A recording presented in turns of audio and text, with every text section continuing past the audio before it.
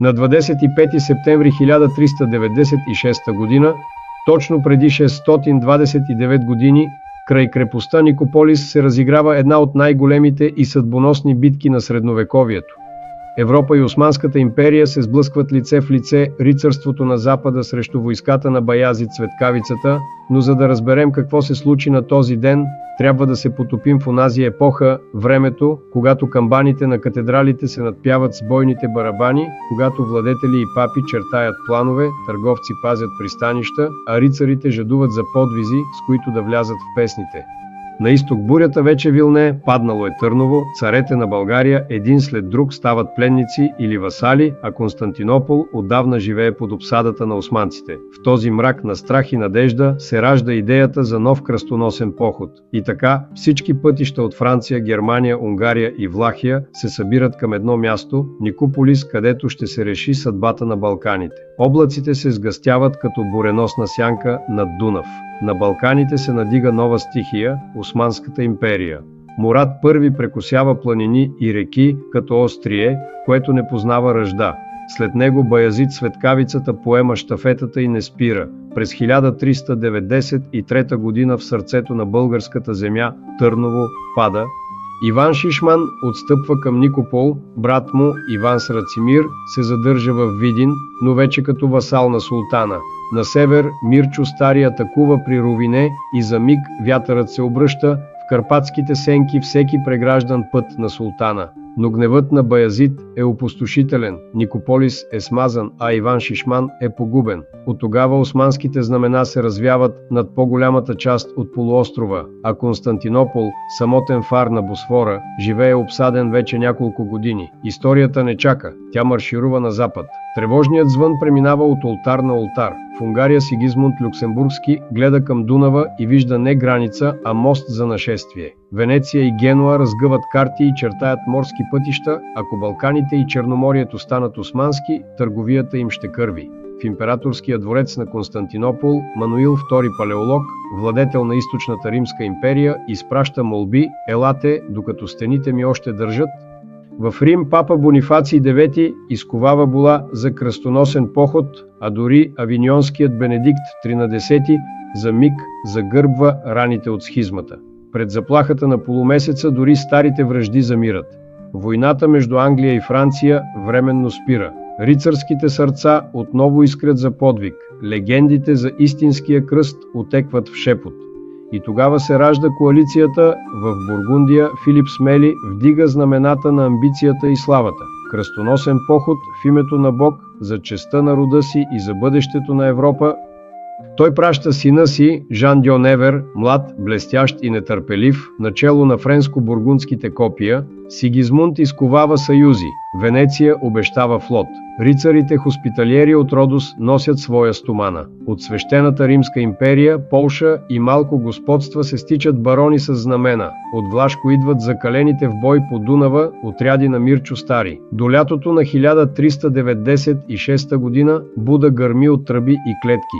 Пъстро, гордо, опасно множество, което мечтае да отблъсне османците, да отвори пътя към Константинопол. И който знае, може да възкреси българската корона. Керванът на надеждата потегля. А някъде в далечината, зад прегърбени хълмове и прашни пътища, ги чака Никополис. Изпитание, в което легендите или се раждат, или умират. Под знамето на кръста се събират мъже от различни краища на Европа. Най-отпред крачи унгарският крал Сигизмунд, млад, но решителен владетел, чиято земя първа усеща натиска на османците. До него, с блясъка на стомана и гордостта на гербовете, стоят френско-бургундските рицари, около 5000 тежко въоръжени благородници, следвани от още 6000 стрелци и пехотинци. Техни водачи са именити мъже: граф Жан Дьо Невер, конетабъл Филип Д'Артуа и маршал Жан Люменгър Бюсико, чиято слава предхожда стъпките му. Сигизмунд не е сам. От Унгария идват хървати, трансилванци и немски рицари от далечните земи на Рейн, Бавария и Саксония. От североизток пристига войводата Мирчо Стари с влашки дружини, калени в борба с османците. На Дунава хвърля котва и малък, но горд отряд от рицарите хоспиталиери, йоанитите от Родос, носещи със себе си символа на християнската вяра. а между тях се промъкват доброволци от Италия, Испания, Полша, дори от Англия, водени не толкова от кралски заповеди, колкото от жажда за подвиг. И все пак, макар и числеността им да достига 15 до 20 хиляди души, кръстоносците носят вътрешно разнобой. Сигизмунд е коронованият водач. Ала френско-бургундските рицари следват повече своята чест и младия Жан Дьо Невер, отколкото общото знаме. Величието и гордостта ги сплотяват, но и ги разделят. Срещу тях застава войската на султан Баязид, наричан Светкавицата, заради скоростта на ударите си. Това е армия от нов вид, опитна, стройна, дисциплинирана, изградена от желязо и ред. Еничарите, елитната пехота, закалена в желязна дисциплина, пазят сърцето на сражението, а зъбите, леката пехота, хвърлени напред като вълна, която да разбие редиците на врага.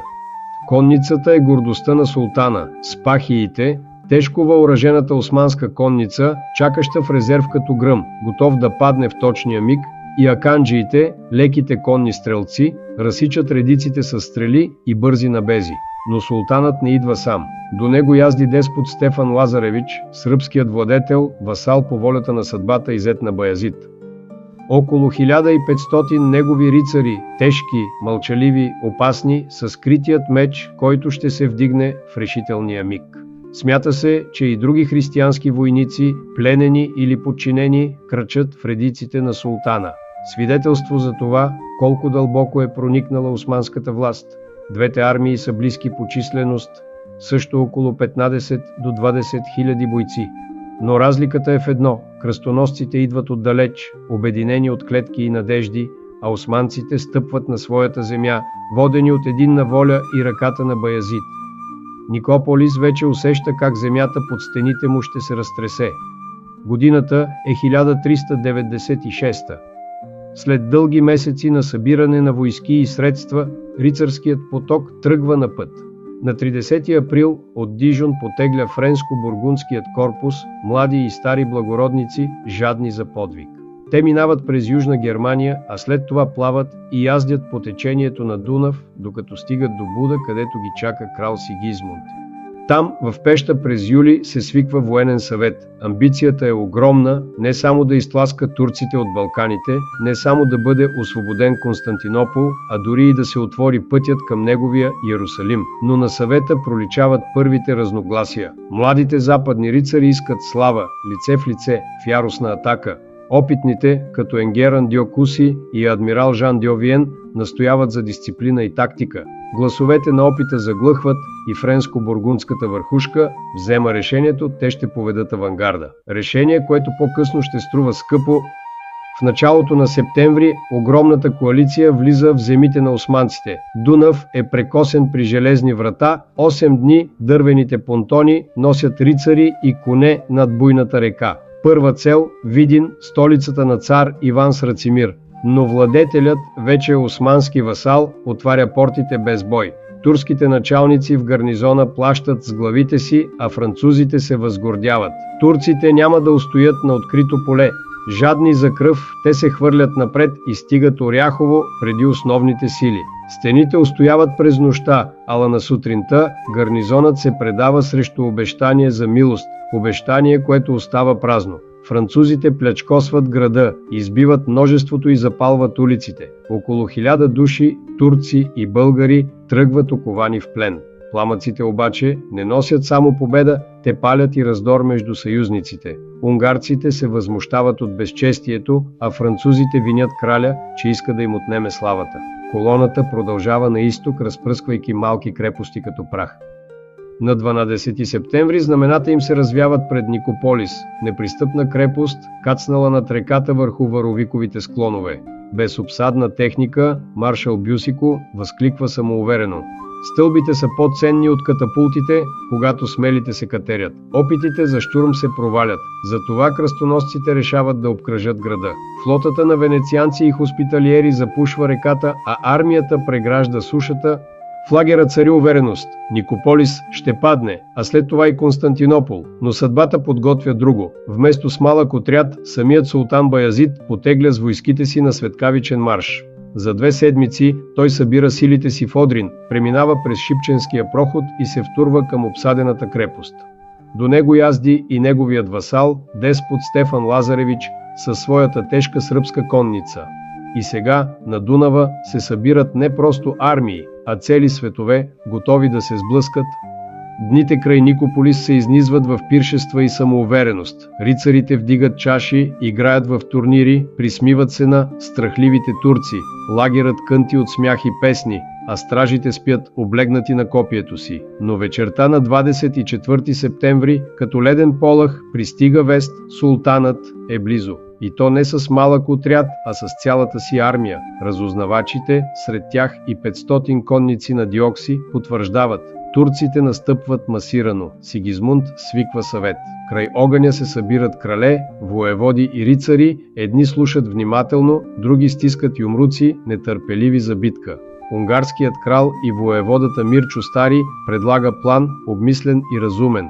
Първо да тръгнат леките влашки пехотинци, свикнали с турските хитрини. Те ще ударят азабите, нередовната пехота, която султанът винаги хвърля напред, за да изтощи врага. После, щом редиците се разклатят, да връхлетят тежките рицари на Франция и Бургундия, подкрепени от унгарската конница и германските отряди. Флангове пазени, центърът пробит. Така Сигизмунд чертае шанс за победа, но думите му срещат гордост, по-силна от разума. Конетабълът Филип д'Артуа и маршал Бюсико кипят от гняв. Как така селяни пехотинци ще не отнемат първия удар? Позор е да сме втори, заявява д'Артуа. Всеки дръзнал да застане пред мен. Ми нанася смъртна обида. Жан Дю Невер, младият вожд на френско-бургундските сили, се оставя да бъде увлечен от рицарската ярост. Съветът приключва не с единство, а с горделиво решение. Французите ще поведат авангарда, независимо от предупрежденията. Сигизмунд отстъпва, но по-късно през деня ще признае: изгубихме деня заради суетата им. Ако бяха ме послушали, щяхме да имаме сили да пречупим врага, ще напише по-късно един от унгарските хронисти. Нощта преди битката е неспокойна. В лагера се носи слух, османците са на няколко часа разстояние. Някои рицари не вярват, други паникьосано стягат брони и оръжия. В объркването страхът взема надмощие. Пленените турци от Оряхово са избити от опасение за бунт. Дори християнските хронисти ще заклеймят тази жестокост като варварство. И ето, в предзорието на 25 септември, земята е влажна, реката мълчи, въздухът трепти от очакване. Двете армии се подреждат една срещу друга, южно от Никополис, кръст и полумесец. Рицари и еничари, гордост и желязо. Всичко е готово за сблъсъка, който ще разтърси Балканите. Слънцето изгрява над тихия бял Дунав. Мъглата пълзи по брега, а знамената на кръстоносците се развяват в утринния вятър. От редиците край Никополис се надига грохот. Рицарите се приготвят за атака. Първи настъпват френско-бургундските копия, предвождани от Жан Дю Невер и Филип д'Артуа. До тях яздят ветераните Тиери Дю Виен и гордите барони, чието имена вече са легенда. Блясъкът на кавалерийската атака е ослепителен. Стотици рицари връхлитат по склона с грохот на копита, а срещу тях азабите леката османска пехота. Тя се пречупва като тръстика пред буря. Паниката залива първите редици на султана, но славата е измамна. В тревата чакат заострени колове, забити от османците. Конете се набучват, падат. Рицарите се търкалят, тежки като камъни, задушени в собствените си брони. И въпреки това, упорството надделява. Рицарите, вече пеши, продължават нагоре и разсичат следващата османска линия. На върха на хълма обаче ги чака клопката. Султан Баязид е държал най-доброто в резерв. И ето, че в точния миг грохват барабани, издигат се бойни викове. Аллах Акбар! И като буря връхлитат спахиите, тежката конница на османците. Отдясно от сенките на гората се изсипват и рицарите на деспот Стефан Лазаревич, около 1500 сърби в тежки доспехи. Френско-бургундският авангард е обкръжен. Паниката се превръща в крясъци. Жан Дю Каруш, Филип Дюбар и Жосе Дю Серан падат мъртви. Тиери Дю Виен е тежко ранен, но се сражава до край. Самият Жан Дю Невер е обграден. Телоохранителите му падат на колене пред султана и го умоляват за живота му. Баязид цени златото повече от клетва за джихад и пощадява пленника. Виждайки водача си в окови, оцелелите рицари губят кураж и масово се предават. Западният авангард престава да съществува. Долу, в подножието, Сигизмунд се опитва да разгърне своите хора, но полето вече е въртележка от хаос. Унгарци, германци, трансилванци влизат в боя на части. Османската конница обхожда фланговете. Коне без ездачи препускат обезумели, а съюзниците от Влахия и Трансилвания, сметнали битката за изгубена, обръщат гръб и бягат. Само кралят на Унгария, редом с великия магистър на Родос, Филип Дьо Наляк, още държи средата, но и там обкръжението се затваря. Кръстоносната войска се разпада. Разумен съветник убеждава Сигизмунд да спаси себе си. Кралят, с шепа приближени, стига до Дунава и се качва на малка лодка, която го отвежда при венецианските кораби. Легендите ще разказват, че при отстъплението със своите хора, деспот Лазаревич разпозна сред пленниците своя сродник, Николай II Гарай, и му издейства по-милостиво предаване. Но каквото и да са подробностите, изходът е ясен – кръстоносната армия е смазана. При Никополис на 25 септември 1396 г. Баязид Светкавицата постига решителна победа и слага край на един от последните големи походи на обединена християнска Европа срещу османците. Изгревът след битката носи не светлина, а ужас.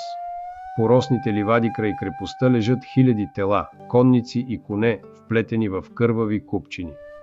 Султан Баязид язди сред мълчаливото поле, търсейки падналия крал Сигизмунд. Но в очите му се появява разочарование. Кралят е изчезнал и избягал по реката. Вместо него султанът намира друго. Стотици избити турски пленници, заклани от кръстоносците предишната нощ.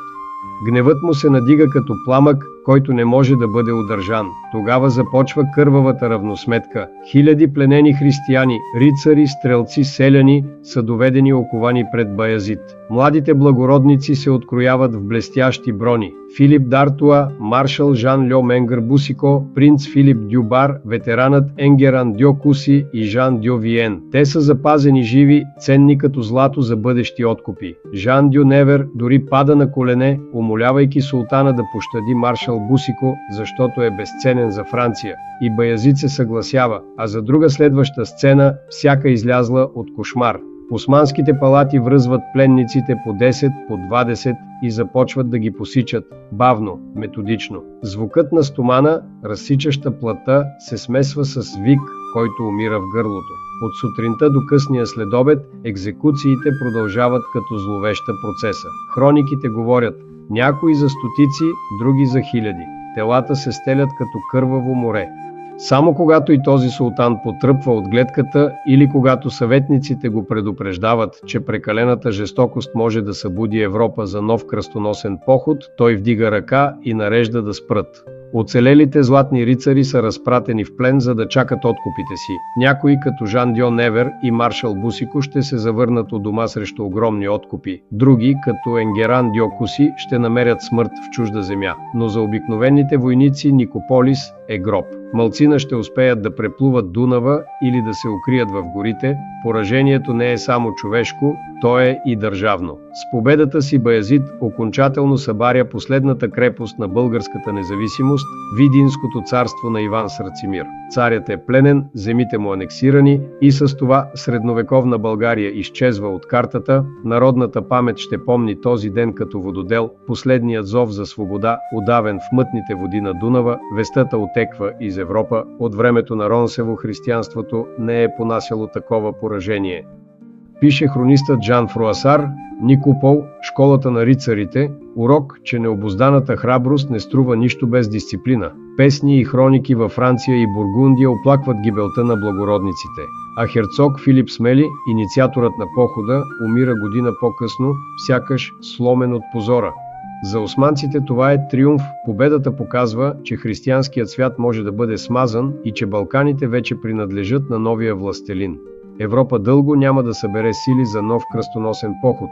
Едва половин век по-късно, при Варна, ще се направи нов опит и отново ще завърши с катастрофа. Никополис остава лебедовата песен на кръстоносната идея, последният блясък на рицарството, преди да бъде залято от новия век на барут и империи. А за Балканите загубата е белега, който не зараства. Това е краят на епохата на царе и боляри и началото на вековете под османска сянка. Кръстът и полумесецът се срещат тук, на брега на Дунава, и решават съдбата на цялото едно поколение, съдба, чието отзвук усещаме и днес. Тук завършва епохата на царе и боляри и започват вековете на чужда власт. Но паметта остава жива като факел, който не може да угасне. Запали и ти факела на знанието. Натисни бутона за абонамент и върви с мен през векове и сенки към следващата велика история.